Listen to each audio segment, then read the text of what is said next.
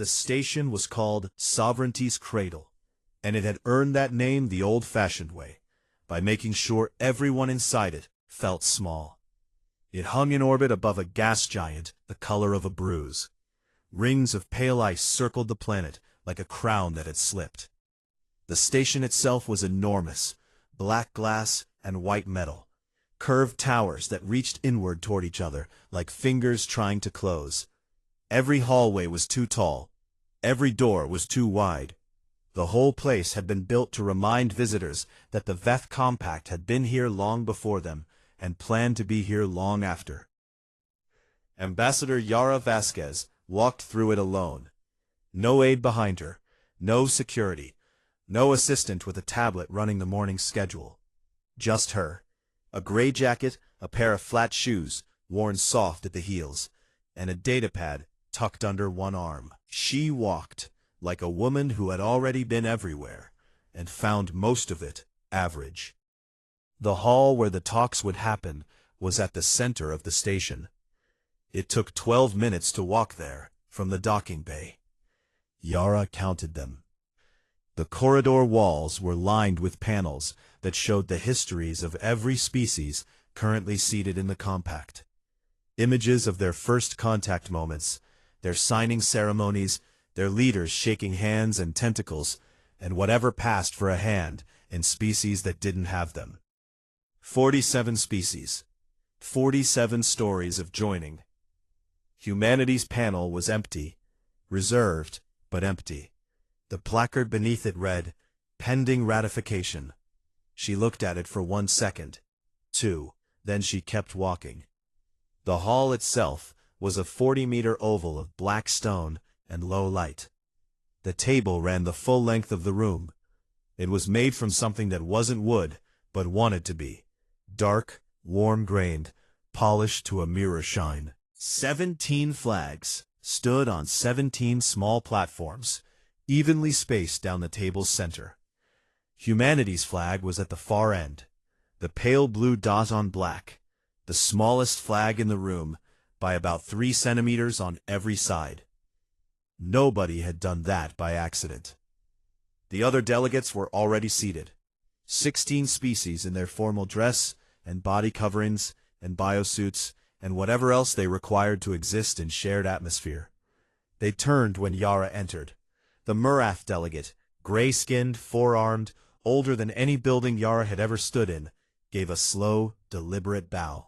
The Solon Confederation's 3 co-representatives each tilted their heads in unison, like a clock chiming 3 times. Yara nodded at the room, walked to the far end of the table, and sat down. She placed the datapad face down on the table in front of her. Archlord Thesivane arrived 4 minutes later. He was tall, even by Veth standards, which was saying something. The Veth averaged 2.5 meters and built everything in their home systems to match. He walked the way very powerful things walk when they have learned to perform stillness. Smooth, unhurried, each step placed with the care of someone who has never once needed to rush. 8 limbs, though he kept 6 folded under his formal robes. His eyes were compound, deep amber, multifaceted, designed by evolution to see movement at the edges of things. He looked at Yara when he sat. She looked back. He smiled, in the way the Veth smile, a slow widening of the mouth structure that showed the inner plates, polished and pale. It was meant to signal warmth. It signaled instead the particular warmth of a sun that is very far away. Then he began to speak. The speech ran 47 minutes. It covered humanity's history with the specific enthusiasm of someone describing a child who had recently learned to walk. He used words like remarkable and resilient and promising. He talked about humanity's development arc, their capacity for growth, their demonstrated ability to overcome internal conflict. He called humanity's rate of progress encouraging. He called their technological output impressive for their developmental stage. He used the word potential 9 times. The word guidance came up 11. Every compliment had a floor under it, and the floor was made of condescension. The other delegates nodded throughout. This was protocol. The welcome address was always like this. Every species got one. You sat through it. You looked grateful. Then, you negotiated. Yara did not take notes. She sat with her hands flat on the table and watched Thesivane the way a person watches weather. Not worried about it, just tracking it. In the observers' tier above and behind the main table, a row of silent seats held the non-voting attendees. Intelligence chairs, junior staff, neutral party witnesses from systems that hadn't signed anything with anyone yet.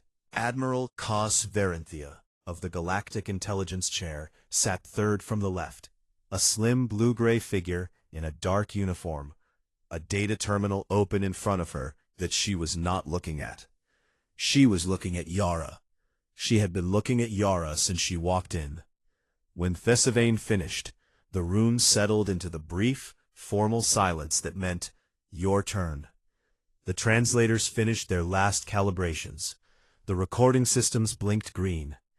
17 species and 6,000 years of institutional history leaned, very slightly, forward.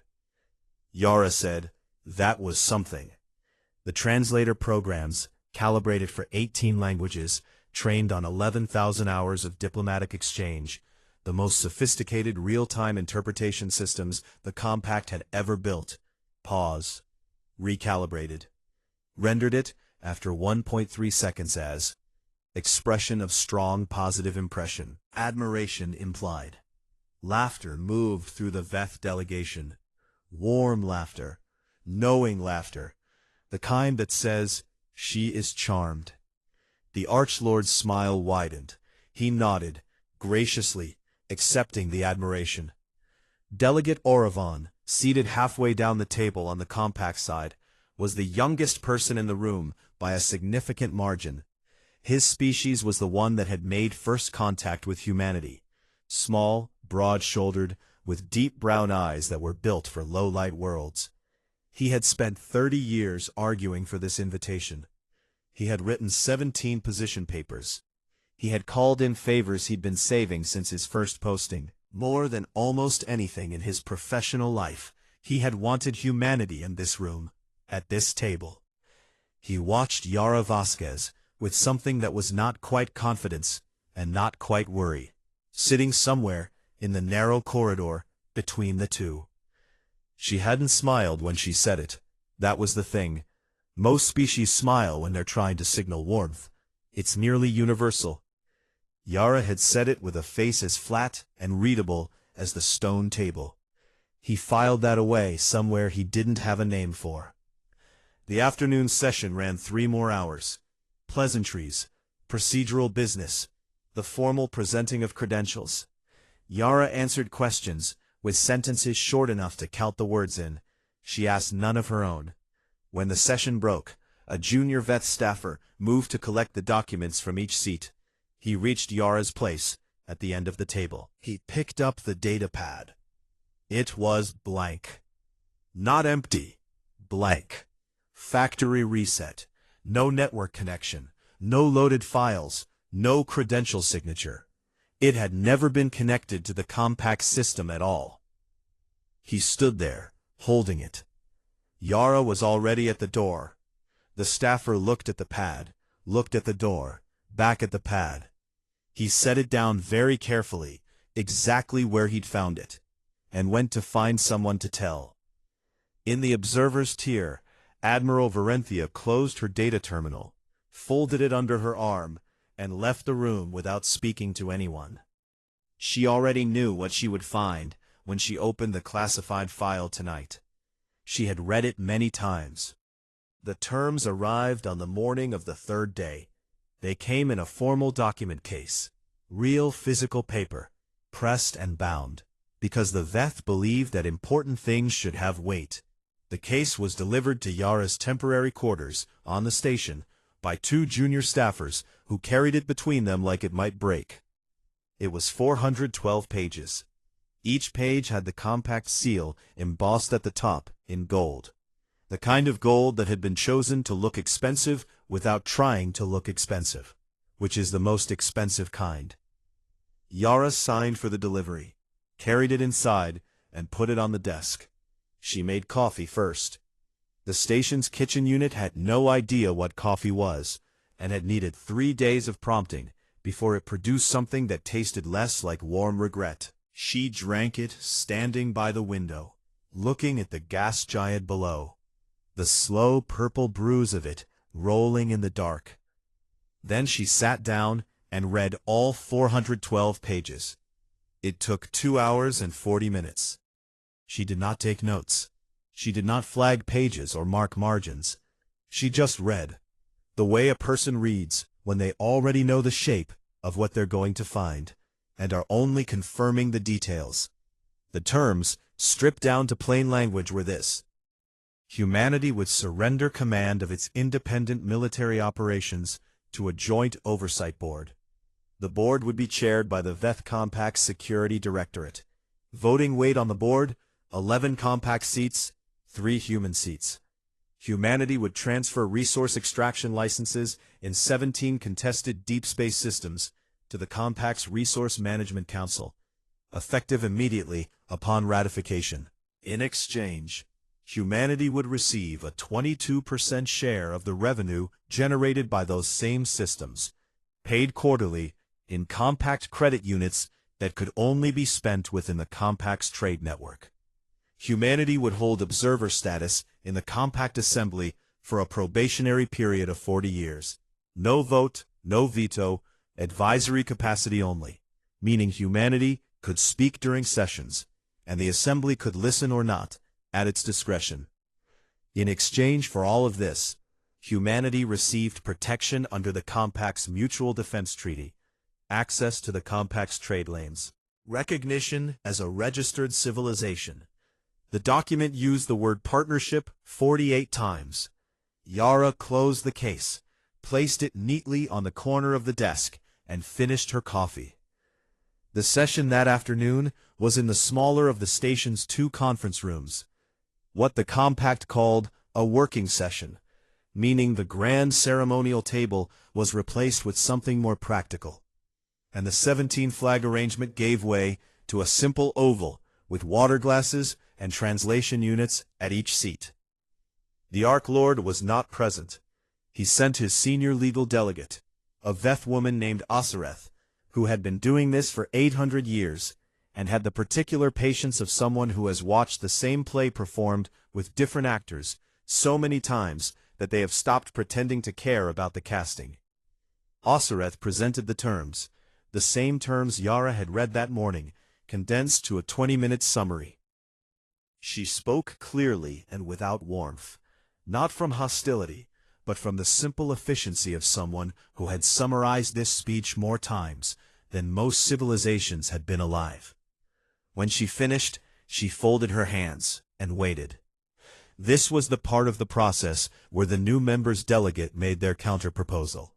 You didn't accept the first offer. That was known. You came back with a reduced military transfer clause, or you pushed for a shorter probationary period, or you asked for a higher revenue share. The numbers would land somewhere in the middle. They always did. This was the ritual. This was how it worked. Yara picked up the document, read it once more, quickly, the way you reread something when you want to make sure you haven't invented the part that bothers you. She had not invented it. She set it down. Who enforces Article 7? Osireth blinked. Precisely one blink. The Compact's Security Directorate, under the Joint Oversight Board, as stated. The Veth Security Directorate, specifically. The board is joint, with 11 compact seats. Silence. Osireth had a very good poker face, but her hands shifted. 3 centimeters to the left. Yara watched them do it. The board composition reflects proportional compact membership, weighted by, just that. Neutral as a closed door. Delegate Oravan, seated 2 chairs down from Yara, felt something drop in his stomach. He had spent 30 years learning to read rooms. He was very good at it. What he was reading now was not what he wanted to be reading. He wrote on a piece of actual paper, Real paper, an old habit from his first posting, back before everything went digital and frictionless, and slid it sideways along the table to Yara's side. "We want this to work. I have believed in this for 30 years. Please, we believe in humanity." Yara read it. She folded it once, lengthwise. Then she put it in her jacket pocket, the left one, over her chest. Not in the document case, not on the table. Her pocket. Oravan watched her do it. He didn't know what to do with that. He stored it in the same nameless place as before. The session continued for another 2 hours. Osireth walked through the secondary articles, humanitarian aid provisions, communications protocols, the timeline for military transfer. She asked 4 more questions, all of them narrow and specific, all of them about enforcement mechanisms. She asked nothing about trade access, nothing about the revenue share, nothing about the observer period or the advisory status or the formal recognition. Only enforcement. Only who has the power specifically to do what to whom. Osireth answered each question. Her answers were accurate. They had to be, because Yara clearly already knew the answers and was checking whether Osireth would say them plainly. She did, to her credit. After the session, Oravan caught up with Yara in the corridor. He was not a tall person. He came up to her shoulder. He had the earnest look of someone who has tied a lot of their identity to something they love. "Ambassador, Yara." He almost never used first names. It was a risk and they both knew it. "Is there a problem with the terms that we can address?" "Something specific." She looked at him. He had the eyes of someone who meant every word he said. Yara had met a lot of diplomats. She could count on one hand the ones who meant everything they said. "Oravan." "Yes. Have you read Article 7 lately?" "I helped draft Article 7. She walked on. He stood in the corridor watching her go, the low lights of the station doing nothing kind to the expression on his face. In the observer's tier that evening, Admiral Varenthia sat alone in the empty room long after the sessions had ended. She had her classified file open, the one marked Human Infrastructure Assessment. She scrolled past the sections she'd already memorized and stopped at the last page, the one with the projections. She read the projections. Then she looked at the terms that were sitting in a copy folder on her secondary screen. The 412 pages. The 48 uses of the word partnership. She closed both files. She sat there in the dark for a while. Then she wrote a short message to the Arc Lord's office. "Request urgent session, intelligence matter, before ratification vote." She hit send and didn't wait to see if they replied. They would read it when they read it. It was probably already too late anyway. Day 5 arrived the way final things tend to. Bright, clean, with no indication that anything was about to end. The station had dressed for it. The main hall had been reset to full ceremony configuration. The long table was back. The 17 flags stood at attention. Fresh water glasses. Fresh translation units. Extra seating in the observer's tier, packed with delegates from systems that didn't have a vote, but wanted a front-row seat to history. There were media drones, small, polite, approved ones, hovering at the ceiling where they'd been granted clearance. They broadcast to 22 systems in real time. Their lenses were pointed at the table, and the table was ready, and everyone had dressed accordingly. The ratification session was scheduled to run 2 hours. Signing of the accession documents, exchange of formal tokens, the Arc Lord would give a closing address. Humanity's flag at the end of the table would be upgraded. A new one, the right size, moved to a position as proper standing in the center of the arrangement.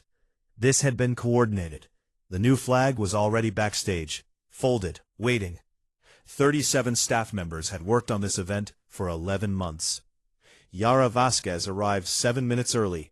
Same gray jacket, same worn-down shoes, the datapad under her arm, face down, still blank, still carrying the specific meaninglessness of an object that had never been used for a single thing it was supposedly there to do. She sat at the far end of the table, folded her hands, looked at the room. The room filled, 16 other delegates, compact officials in rows behind them, observers above, the drones floating at the ceiling, red lights blinking, transmitting to their 22 audiences, every one of whom had been told they were about to watch a small but important moment in galactic history. The Ark Lord arrived. He was in full formal dress today, deep ceremonial robes, the kind the Veth only wore for things they considered permanent. He walked the full length of the hall with the unhurried certainty of a sunrise.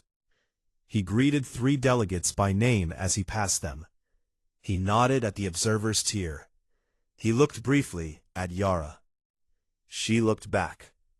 He sat, settled, arranged the robes. Then he gave the address. This one was shorter than the first, warmer.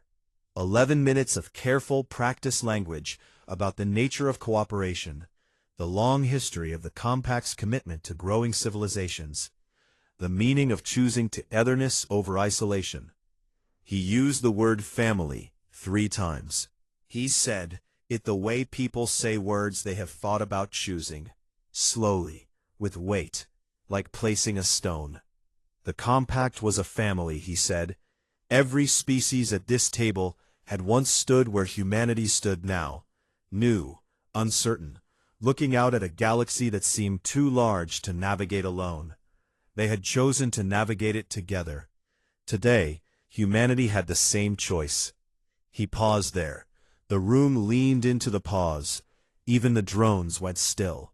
He said, "And we are proud, genuinely, deeply proud, to welcome them home." Applause. Formal, measured, the kind that had been practiced. Oravon's was not practiced. His hands came together hard, real, the clap of a man who had been holding something in for 30 years and had just let it out. Thessavine gestured toward Yara. Her turn. The room expected a speech, not a long one necessarily. Brevity was respected, but something, a few words about the future, a nod to the history. The shape of the moment required it. Every species that had joined had said something. Yara looked at the table for a moment. Then she looked up. She stood, picked up the datapad, blank, useless, carried like a prop in a show she had never agreed to perform, and tucked it under her arm. "Well," she said. She let the words sit. The room held its breath, waiting for the sentence to finish. "All right, then." She pushed her chair back from the table. It made a sound on the floor, a soft, final scrape, the kind that sounds louder in a quiet room. She stepped around the chair and walked toward the door. Not toward the Archlord, not toward the signing table at the side of the room, where the accession documents waited in their pressed cases. Not toward Oravon, who had half risen from his seat with the expression of a person watching something irreplaceable fall. The door. Thessavine said her title. She didn't stop. He said her name. She reached the door. He said her title again, and his voice had changed. Not louder, but different in the way that powerful things sound when they discover that being powerful is not solving the problem they currently have. The door opened. It didn't hiss dramatically. It didn't boom. It opened the way all automatic doors open, smoothly, cleanly, without ceremony, and Yara Vasquez walked through it, and it closed behind her, and she was gone. The room did not move. 4 seconds. 4 full seconds of the most powerful gathering in the known galaxy, sitting in total stillness, staring at a door. Then the sound started. Low at first, a murmuring, a confusion. Then louder, as 17 species and 40-odd observers processed the same information and arrived at the same disbelief. One of the Solon co-representatives stood, sat back down, stood again. The Archlord's face was very still. He had a gift for stillness. He had been practicing it for thousands of years. But there is a kind of stillness that is control, and there is a kind of stillness that is a person trying very hard to look like they have control, and they are not the same thing. Laughter broke out. It started with the VEF delegation spread sideways. Confused at first, tipping quickly into contemptuous. She would be back. This was a tactic, a negotiating move. Extreme, unconventional, but a move. She was waiting in the corridor for a counteroffer. She had made her point. She would come back. The Marath delegate laughed. The junior Solon staff laughed. Someone in the observer's tier said, in a low voice that the room somehow heard, "Bold play." Bold play. They were calling it a bold play. Admiral Varenthia did not laugh. She sat in the observer's tier, very still, her data terminal closed in her lap. She watched the door. She watched it for a long time after everyone else had stopped looking at it.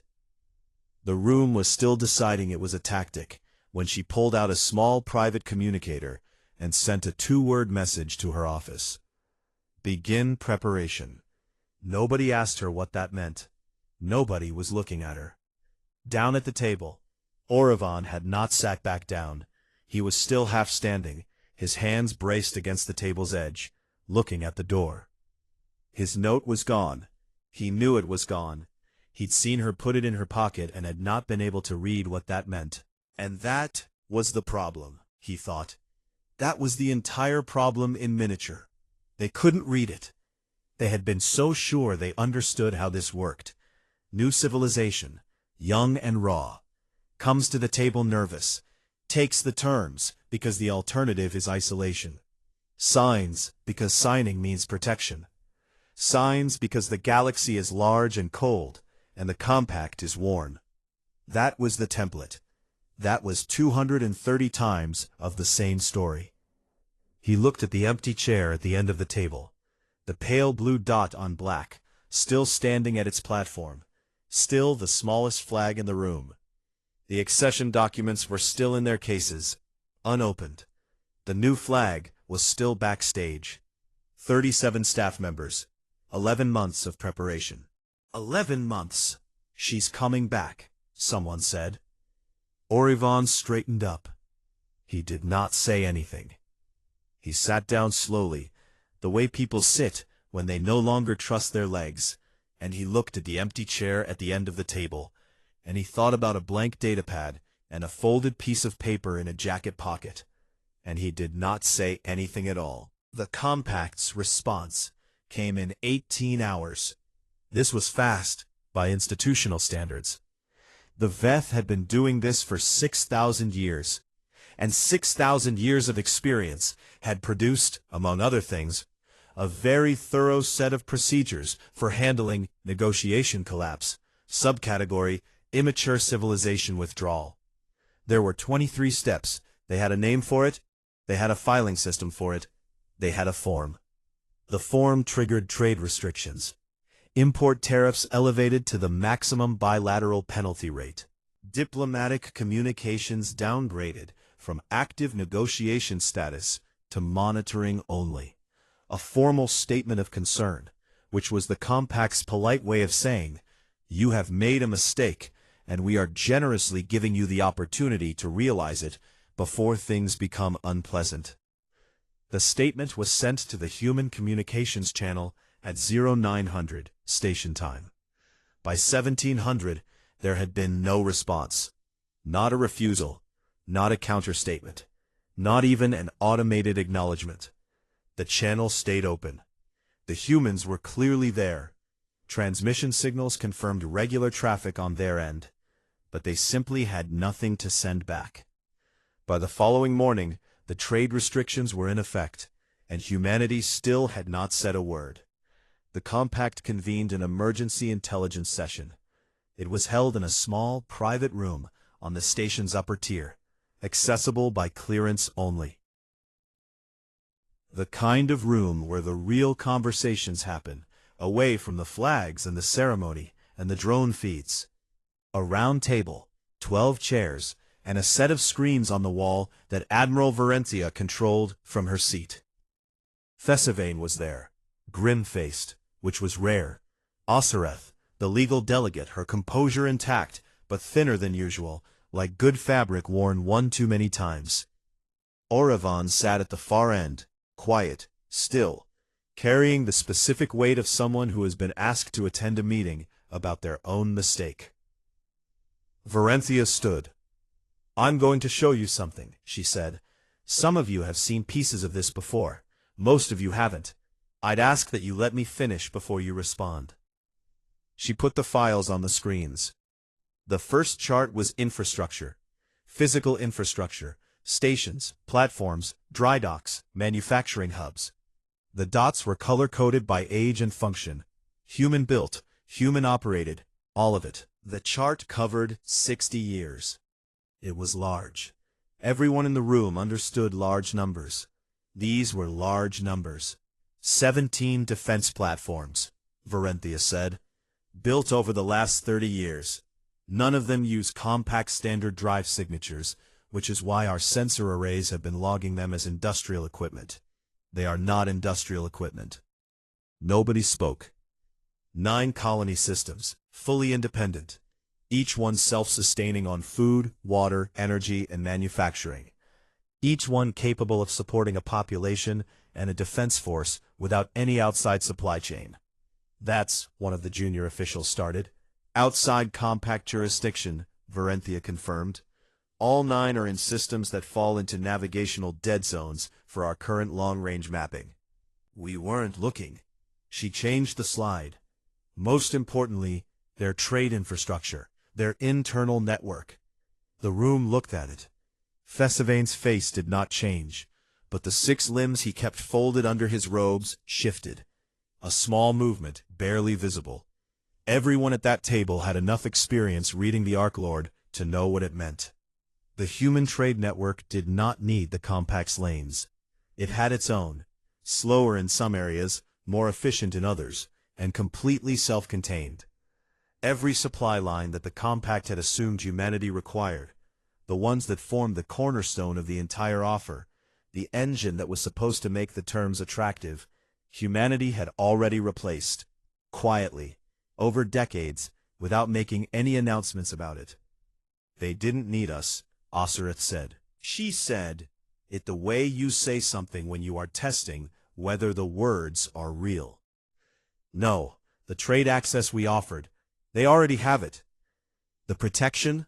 Look at Slide 7. Slide 7 was a defense assessment. Compact military analysts had run it 14 months ago, before the talks began, as standard preparation. It was a threat assessment of humanity's independent military capability, meant to establish the power differential, confirm that humanity was the smaller party in the negotiation, that they needed the protection clause. The assessment was labeled low threat, pre-conventional, dependent. It was wrong in 3 out of 4 categories. Not slightly wrong, not within acceptable margin. Wrong the way a map is wrong when it was drawn by someone who had never visited the place. "They build differently," Varenthia said. "Our analysts were looking for compact standard military architecture. Centralized command, large warship classes, standard propulsion signatures. They found none of that and classified the threat level accordingly." She paused. "Humanity doesn't build centralized. They distribute.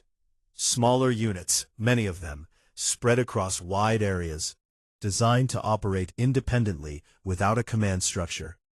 Each unit can function if the rest are gone. There's no single point to strike." She looked at the table. "It's not a military. It's more like a body's immune system. Not one thing, everywhere, always, already there." The room was very quiet. Fesavane said, "How long have we known this?" Varenthia met his eyes. "The first full report was submitted 40 years ago. It has been included in every quarterly intelligence briefing since. It was classified as low priority by the Diplomatic Assessment Committee, because the committee's working assumption was that humanity was a developing civilization negotiating from a position of need. And the committee's assessment was wrong. Yes. Who approved the low priority classification? Varenthia did not answer that. She didn't need to. Everyone in the room knew who chaired the Diplomatic Assessment Committee, and everyone in the room was currently looking at a different part of the table. She moved on. She walked them through the history. The whole thing, all of it. 60 years of human development, reread through the correct lens. A species born into constant internal conflict. Not civil wars in the compact sense, which were rare and extraordinary. Constant. For 10,000 years, humans had been at war with other humans.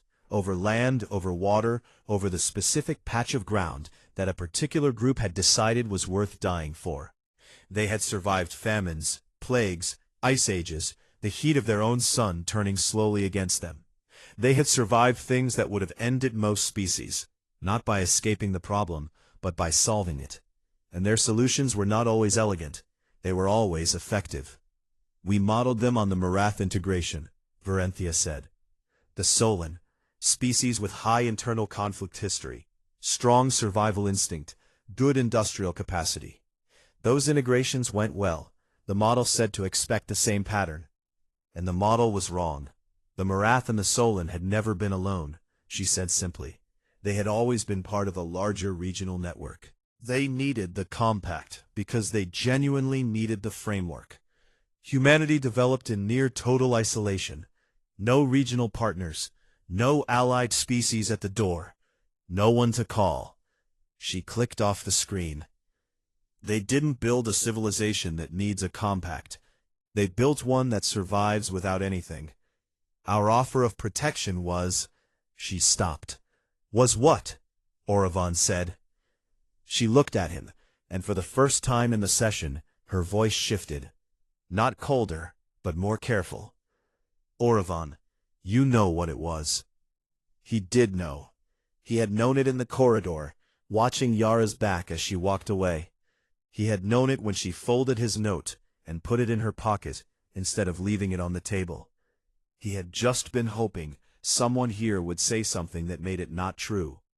We offered them a junior seat at our table, he said quietly, and they had already built their own. Nobody confirmed it. They didn't have to. After the session broke, Thesivane stood by the door for a moment. He had presided over the compact for a very long time. He had brought in 47 species. He had run this room, this process, this ritual, more times than any being currently alive. What do they want? He asked. He asked it quietly. Not to the room. To Varenthia, who was the last person left. She thought about it for a long time. Long enough that it stopped being a pause and became a real silence. I've read everything we have on them, she said. Every file, every assessment, every intercept. And I think they came because Oravan asked them to, and they liked him, and they thought it was polite to show up. The Archlord stood very still. They left, she continued, because the terms were insulting, not threatening, not dangerous, just insulting. And they had better things to do, better things. They're building something, 3 systems we don't have charts for, something large, something they've been working on for 20 years. A weapon? She looked at the dark screen where the infrastructure charts had been. It might be a telescope, she said. She picked up her files. Or it might not be. She left him standing there in the small private room, with all the right clearances and all the wrong answers, and the charts still burned into his eyes. 14 days after the door closed, the message came in. It arrived at 0300 station time, which was not an accident and not a coincidence. Yara Vasquez had been a diplomat long enough to know that the time you send a message is part of the message. 0300 said, "We are not waiting for your business hours. We are not waiting for anything." The channel used was the open diplomatic line, not encrypted, not routed through any secure protocol, public. Any species with the right receiver could have picked it up. It was not hidden. It was Yara's voice, a personal recording, clear and unhurried, the way she spoke in every session, like a person who has never needed to raise their voice to be heard. 41 words. We appreciate the invitation and the Compact's long history of service to its members. We have concluded that membership is not the right fit for humanity at this time. We wish you continued success and remain available for future conversations should circumstances change. Take care of yourselves. 41 words. Varenthia received the transcript at 0304. She read it in bed, in the dark, on her communicator's small screen. She read it twice. Then she put the communicator face down on the nightstand and stared at the ceiling for a long time. Take care of yourselves. Not we will be watching, not do not test us, not any version of a threat. The sign-off was warm. It was the warmth of someone who genuinely meant it, who was saying goodbye to people they had found mildly pleasant and were perfectly happy never to see again. That was the part that stuck. Not hostility. Warmth. The warmth of closure. By 0900, the message had been reviewed by the full Intelligence Council. By 1100, the Compact's threat assessment systems had run 47 analysis models on the 41 words, looking for embedded signals, code structures, tonal indicators of aggression, or long-game strategy. At 1423, the systems returned a result. Threat classification, unclassifiable. Confidence level, 3%. Recommend human consultation for recalibration. Osirith read the output, set it down on the table, and said nothing for a full minute. Recommend human consultation. The system built to analyze threats was suggesting they ask the threat to help explain itself. It was the most expensive piece of analytical software in the Compact's intelligence infrastructure, and it had just admitted it needed a tutor. The formal response strategy meeting was held that afternoon. Thesivane sat at the head of the table. He had the look of a structure that has held weight for a very long time and is not sure whether the newest load is within the design limits. They went around the room. Options were presented. Escalate the trade sanctions further. The problem? Varenthia's infrastructure files were now known to everyone in that room, and everyone in that room understood that the trade sanctions were hitting a wall. Humanity did not need the Compact's trade lanes. Cutting them off meant cutting themselves off from a partner, but it did not cut humanity off from anything. Send a revised terms offer. A better one. Less probationary language, shorter oversight period, better revenue share. The problem? Nobody in the room could say with any confidence what the right number was. They had built the original terms on the assumption that humanity needed them. That assumption was gone. Without it, the entire pricing structure was guesswork. Open a direct communication, a private one, not through channels, not formal. A conversation between equals. The problem? They had not treated humanity as an equal. And Yara Vasquez was not the kind of person who forgot what kind of conversation she'd been having before someone decided to upgrade. The meeting ran 3 hours and reached no decision. At the end of it, Thesivane said something that nobody in the room repeated afterward. Not because it was dangerous, but because it was the kind of thing that is hard to say out loud twice. He said, "We spent the whole time worrying about what they would do if they joined. We never once thought about what we would do if they didn't." He said it to the table rather than to anyone in it. And then he picked up his papers and left. The hall was empty by evening. Almost empty. Orevan stayed after everyone left. He hadn't made a conscious decision to stay. He simply found that when the others pushed their chairs back and gathered their things and filtered out through the door, his legs didn't cooperate. He sat at the long table, in the room that smelled of recycled air and formal ceremony, and looked at the flags. They were still up. Nobody had told the maintenance staff to take them down. Either the order hadn't come, or no one wanted to be the first to say it was over. Humanity's flag was still there at the end, the pale blue dot on black. Still the smallest. Still where they'd put it on the first day, at the far end, the last seat, the position that said, "You are new here, and we will decide when you have earned the closer ones." It looked different to him now, not in any physical way.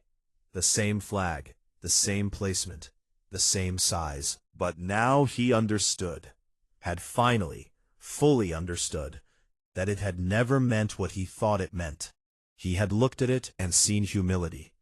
The new arrival, taking the small seat, accepting the process. She had looked at it and seen exactly what it was. 30 years, he turned the number over in his head the way you test a surface to see if it will hold. 30 years of position papers and political arguments, and calling in favors, and pushing through the procedural steps that stood between first contact and formal invitation. He had made this his life's work. He had given the best and most productive decades of his professional career to this single question. How do we bring humanity home? The question itself was wrong. He saw that now. Home implied they needed somewhere to come back to. It implied they had been waiting, out in the cold, hoping for an invitation. They had been building. He thought about the 3 unmarked systems in Varenthia's files. The unknown project, 20 years in the making, scale undetermined. He thought about the blank datapad. He thought about Yara walking through that door with the same flat expression she'd had when she walked in, as though the room and the ceremony and the 47 flags and 6,000 years of institutional history were all perfectly fine and perfectly irrelevant. He thought about the note. He reached into his desk drawer without thinking about it, the way you reach for things you know by touch. He pulled out the transcript folder. Everything, all of it, every session summary and position paper and draft proposal going back to the beginning. Thick, years of thinking in a stack. He put it on the table in front of him and looked at it. Then he thought about what Yara had done with a single piece of paper. 4 sentences, sincere ones, tucked into her pocket, against her chest, taken through the door. She could have left it on the table. She didn't. He had no idea what that meant. He had spent 14 days turning it over, applying every framework he had, every read on human behavior he'd developed over 3 decades, and he could not land on a single clean interpretation. Mercy, maybe. The recognition that he had meant what he wrote, and deserved to have it acknowledged rather than discarded. Or manners, just manners. The simple, ordinary courtesy of not leaving someone's effort on a table like it was trash. He didn't know which was worse. Because if it was mercy, then she had felt sorry for him. And the thought of Yara Vasquez feeling sorry for him was the kind of thought that stayed. And if it was manners, if that was just how they were, as a people, if they carried the things that were given to them sincerely, regardless of whether those things changed anything, then he had spent 30 years trying to help a civilization that was already fine. Not fine despite its hardship, fine through it, built that way, forged into something that did not bend under the specific weight of being told, "You are small, and you are new, and you need us." Humanity had looked at that weight, and carried it into the room with them, and carried it back out again, and gone home to build a telescope. Or something else. He would probably never know. He put the transcript folder in the recycling slot, heard it go, didn't feel the way he thought he would feel. He stood, finally, and looked one more time at the pale blue dot on black. Small flag, wrong end of the table. The positioning of something that was supposed to know its place. He reached out and straightened it. It had gone half a degree crooked sometime during the week. And then he left it there, because no one had told him to take it down, and no one had told him to leave it up. And maybe that was fine. Some things could stand without anyone deciding what they meant. Outside, the gas giant turned in its slow, indifferent rotation, and the ice rings caught the light. And somewhere in 3 systems that didn't appear on any compact chart, humanity was working on something that might be a telescope. The universe, which had been here for 14 billion years and had no particular opinion about any of this, continued.